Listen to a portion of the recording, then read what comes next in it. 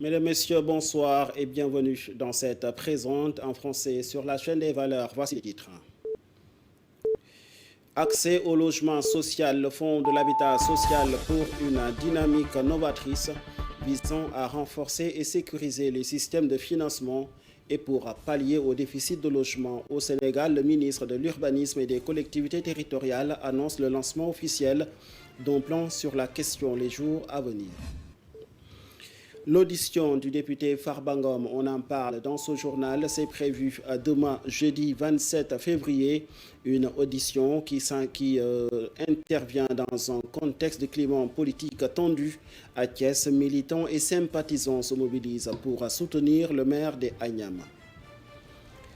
À Thiès, plus précisément à l'hôpital Amadou Sahir Ndiéguène, des techniciens de supérieur de santé ont décidé de croiser les bras pour 48 heures à l'exception des services d'urgence. J'y arrive. À Saint-Louis, le collectif a sauvé Saint-Louis. Jotna veut le démarrage officiel des travaux de l'hôpital de niveau 4 à l'une Badara Sissé. Voilà le sommaire. Tout de suite, le développement.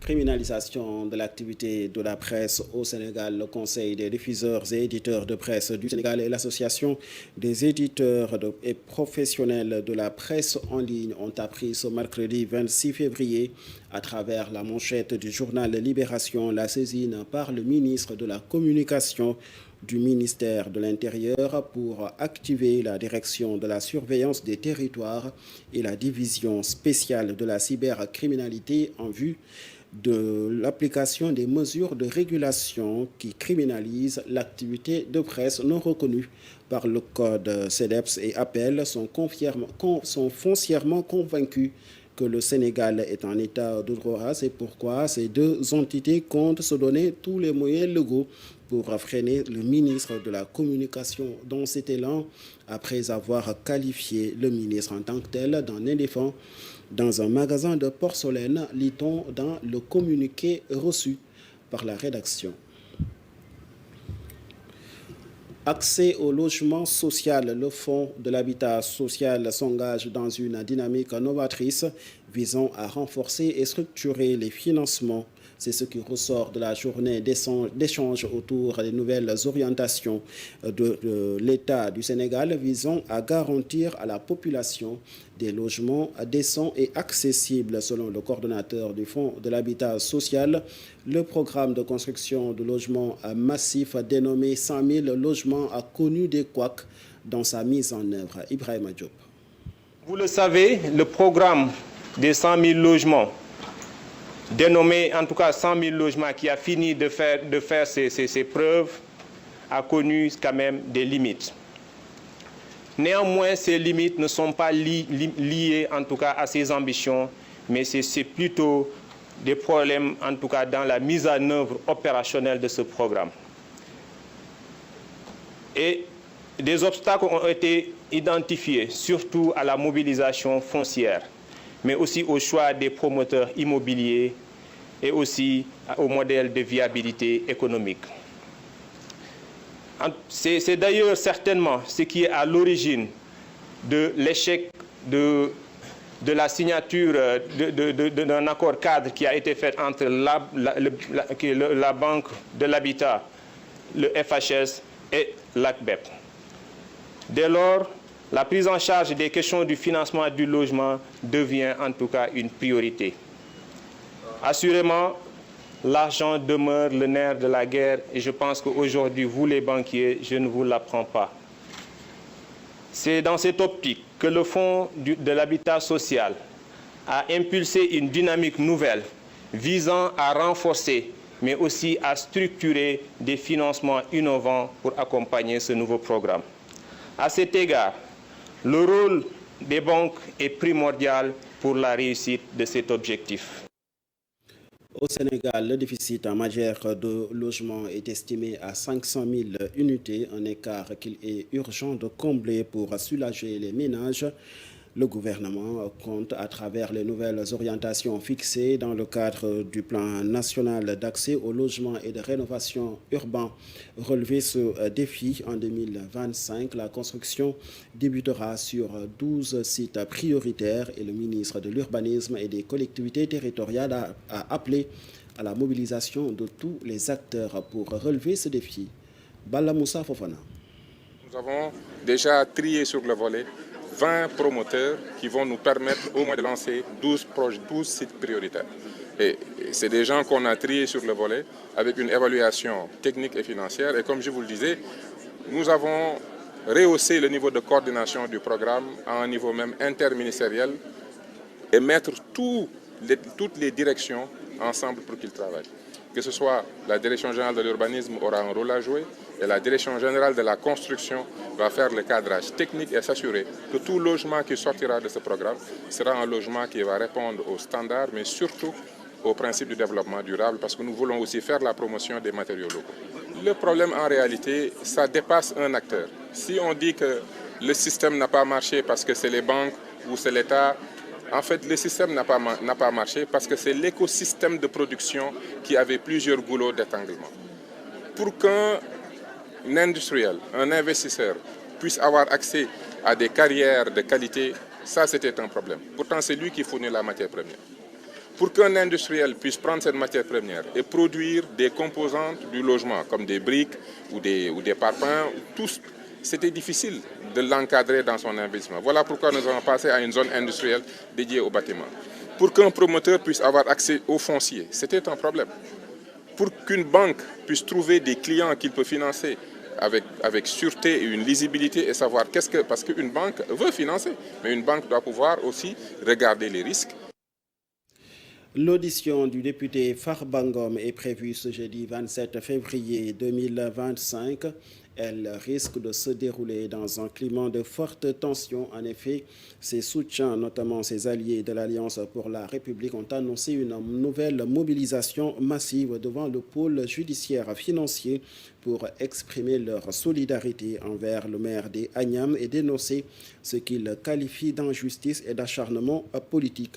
En marge d'un point de presse tenu lundi dernier au siège de l'APR, l'ancien ministre de la Communication Moussa Bokar Thiam appelle à un grand rassemblement ce jeudi dès 6 h du matin devant les locaux du pôle judiciaire financier pour soutenir Farba Ngom. Lors de sa première comparution le 13 février dernier, des militants s'étaient amassés autour du pôle judiciaire financier. Ces partisans ont été dispersés par les forces de défense et de sécurité à coups de grenades lacrymogènes. Convoqué ce 27 février devant le pôle judiciaire financier, l'APR compte mobiliser pour défendre un de ses responsables. À Thiès, militants et sympathisants dénoncent une mainmise du pouvoir exécutif sur le pouvoir législatif et judiciaire. C'est pourquoi plusieurs responsables apéristes à Thiès ont décidé d'unir leurs forces pour soutenir le maire des Agnam. C'était lors d'un sit-in où ils ont arboré des brassards rouges. Suivons leur réaction. Leur manque d'incompréhension à l'État a causé des stigmatisations sur Farba Ngom pour lui imposer leur force. Alors que Farba Ngom n'a jamais géré les affaires de l'État. Il n'a jamais été ministre, plutôt député et maire de Agnam. Aujourd'hui, nous, ses partisans, on l'a rendu meilleur maire du Sénégal. Ousmane Sonko a dit à Agnam que ce n'est pas la peine de voter pour Farba, car si je gagne la majorité, il sera condamné à la prison.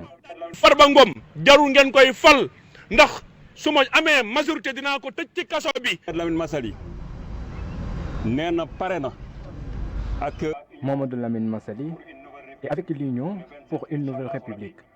Le 27 prochain, il aura mobilisé 15 cars pour soutenir notre camarade Farba Ngom. Sur ce, il fait appel à toute la population de Thiès de rendre service à Farba Ngom. Tant que l'on n'arrête pas de voler notre argent, ni de torturer la population, il y aura toujours des gens qui seront là pour porter le combat. Et le 27 prochain, sachez que la population de Thiès sera à Dakar pour soutenir Farba Ngom dans la dignité et la démocratie. À le combattre, c'est le 27. Thiès sera à Dakar ànd ak Farba pour la dignité, pour la démocratie et pour le respect de nos institutions. Le secrétaire général du CITRAPAS dénonce une gestion paradoxale de la directrice du commissariat à la sécurité alimentaire et à la résilience à cause des nombreux licenciements dans cette institution au moment où certains salaires sont augmentés. Ces revendications lui ont valu d'ailleurs une convocation devant la division des investigations criminelles ce mercredi de la part de la direction qui l'accuse de diffamation. Dans un point de presse, le collectif interministériel des agents de l'administration réclame la réintégration de ces travailleurs licenciés depuis l'avènement du gouvernement Ousmane Sonko. Les propos de Oumar Dramé que je vous propose d'écouter. Si nous nous rappelons le régime qui est en place, ils ont subi des injustices. Et c'est grâce à ces injustices qu'ils ont été donc élus par l'ensemble des Sénégalais. Et pourquoi donc arriver à la tête de ce pays? Au lieu donc de lutter contre les injustices, au lieu donc de créer des emplois, vous licenciez des travailleurs. C'est inadmissible et inacceptable. Moi qui vis tout le temps avec ces travailleurs, je connais la souffrance dont elles sont en train de vivre. Une famille tout entière, n'est-ce pas donc, qui véritablement se basait par rapport à ces hommes valeureux. C'est des femmes braves qui, depuis donc des années, ont montré donc leur capacité au sein de leurs ministères respectifs. Et aujourd'hui, on ne sait pourquoi, parce que ce qu'ils avancent, c'est des recrutements politiques. Ça, véritablement, on ne saurait l'accepter. C'est des Sénégalais qui, relevant donc véritablement ce que le conseil, la légitimité du conseil d'administration. Et je vous informe encore, c'est une information, que je suis convoqué à la division des investigations criminelles demain pour répondre à la plainte de la directrice.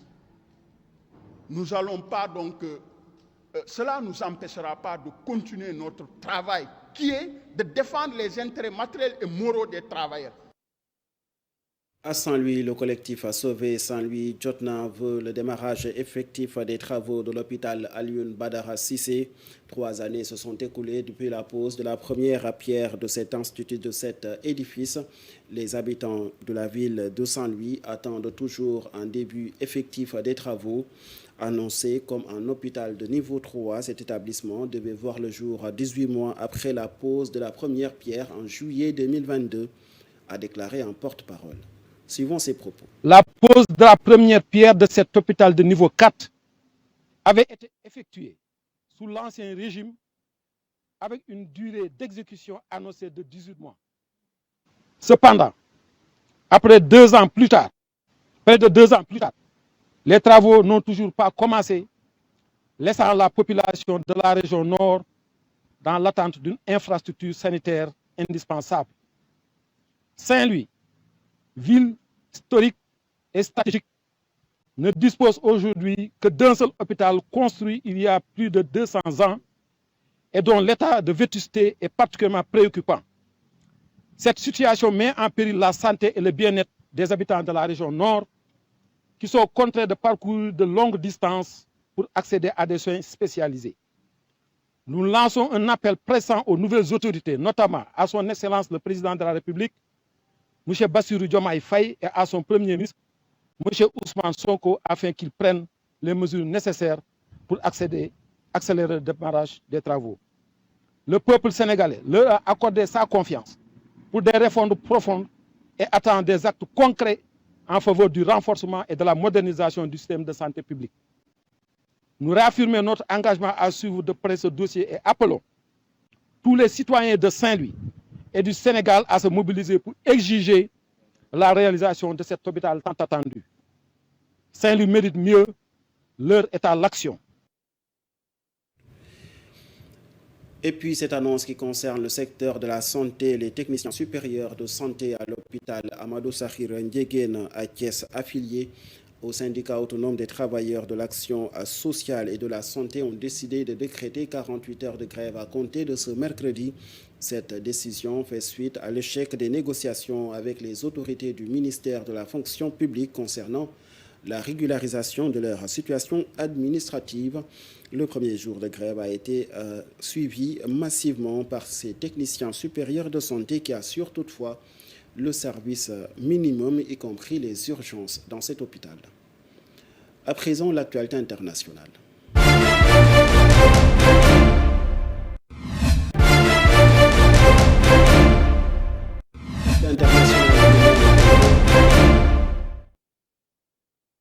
Accord d'échange de corps et de prisonniers. Dans le même temps, le Soudan du Sud a décidé de prolonger la transition politique pour assurer des élections libres et sécurisées. En Mauritanie, par contre, le procureur général a requis 20 ans de prison pour l'ex-président de la République, Ould Abdelaziz, accusé de corruption et abus de pouvoir. Le tour d'horizon d'Ismaël Mbaye. En Mauritanie, le procureur général a requis lundi une peine de 20 ans de prison contre l'ancien président mauritanien Mohamed Ould Abdelaziz, jugé en appel à Nouakchott pour abus de pouvoir, détournement de fonds publics, enrichissement illicite, trafic d'influence et blanchiment. L'ex-chef de l'État, qui a dirigé la Mauritanie de 2008 à 2019, comparé aux côtés d'une dizaine d'anciens hauts responsables, dont 2 anciens premiers ministres et 2 ex-ministres. Le procès, qui a débuté en novembre, est suivi de près dans le pays. Le parquet a également demandé la dissolution de l'association Rahma, qu'il accuse d'avoir été fondée par un fils de l'ex-président et d'être lié aux fonds détournés. L'enquête a révélé que la fortune présumée de Mohamed Ould Abdelaziz s'élève à plus de 67 millions de dollars, alimentant les soupçons de corruption à grande échelle sous son régime. Ensuite, en Afrique de l'Est, au Soudan du Sud, un forum national a recommandé de prolonger la période de transition débutée en février 2025 face à la pression croissante pour organiser des élections crédibles. Nicolas Haysom, chef de la mission de l'ONU, a souligné que l'engagement politique des dirigeants était essentiel pour obtenir le soutien financier international. Les discussions ont porté sur la sécurisation du pays, la rédaction d'une constitution permanente et la préparation des élections. Cependant, des tensions internes et un manque de progrès concret persistent. Le chef de la mission de l'Union africaine a insisté sur la nécessité d'agir rapidement pour éviter les statu quo. L'incertitude demeure quant à la capacité des autorités et réaliser les réformes attendues. Enfin, au Moyen-Orient, Israël et le Hamas ont conclu un nouvel accord pour échanger les corps des otages israéliens décédés contre la libération de centaines de prisonniers palestiniens, ce qui permet de prolonger un cessez-le-feu fragile. Cet accord intervient après des tensions, notamment le retard d'Israël dans la libération de 600 prisonniers palestiniens, ce qui avait mis en péril le cessez-le-feu de 6 semaines. Après une suspension de négociations par le Hamas, un compromis a été trouvé lors d'une réunion à Caire, facilitant la restitution de 4 corps d'otages supplémentaires et la libération de nombreux détenus palestiniens. Voici la fin des actualités internationales. Fin de ce rendez-vous d'information que j'avais le plaisir de vous présenter. Excellente suite de programmes sur nos antennes.